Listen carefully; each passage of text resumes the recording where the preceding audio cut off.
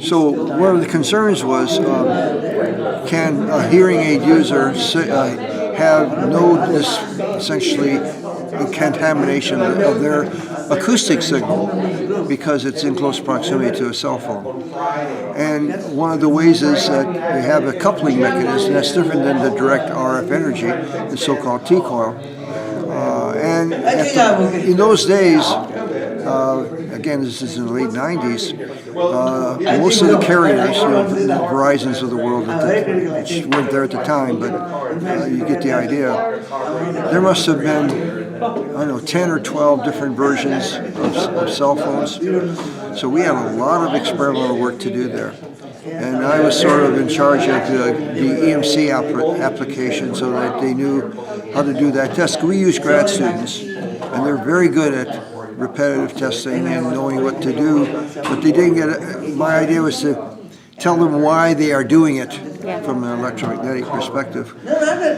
So we spent a lot of time, and it turns out that some of these phones, as I said before, you have to put it into the maximum transmit mode, and therefore we had to have a special code from the carriers, and some of them were, because the carriers that would talk to the manufacturer of the phone, tell us what the button is, and that wasn't the easiest thing because they didn't want that kind of information out. So a lot of this stuff had to be, company confidential, if you will.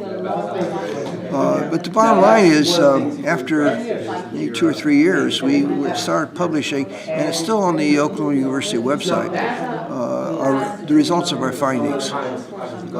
And we had in our little coordinating group, corporation coordinating, the big players, if you will, the Medtronic and folks like that worry about their pacemaker, and then Starkey for the hearing aid.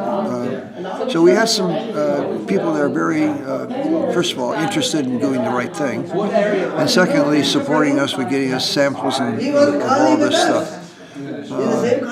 One little chestnut I'll try to throw out. The first meeting we had of all the carriers with bringing their phones in was in Dallas, Texas. I'll never forget it. We had like 500 people in the audience, and at the break, everyone wanted to go out to make a call with their phone. Well, it crashed the system, 500 faults all at once, and if you just think about it, you were sitting with 500 transmitters surrounding you, which was not necessarily a good idea. No, and not normal, not typical. No, it's not typical. That's why we make a big deal out of it. But the question is, you can now go out into a restaurant, and the 4 people are on their phones within a half a meter of each other. So it is reasonable now. Yeah.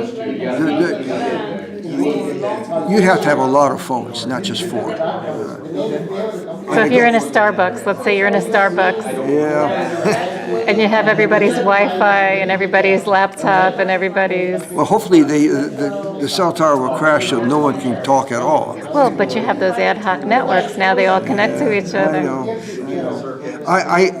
As a researcher in electromagnetics, it's not a problem. Right. In fact, if you go back even further, the electric blanket, 60 hertz electric blankets, there was a scare put out by, I forget what company it was at the time, and now they killed the electric blanket industry because no one wants to get it on top of their body. And then the next one was, well, you got your electric clock next to your bed. So there were some people that were so paranoid, they put their alarm clock in the next room, which was a great idea if you wanted to wake up, if you could hear it, it's in the next room. So there's some crazy stuff that was going on.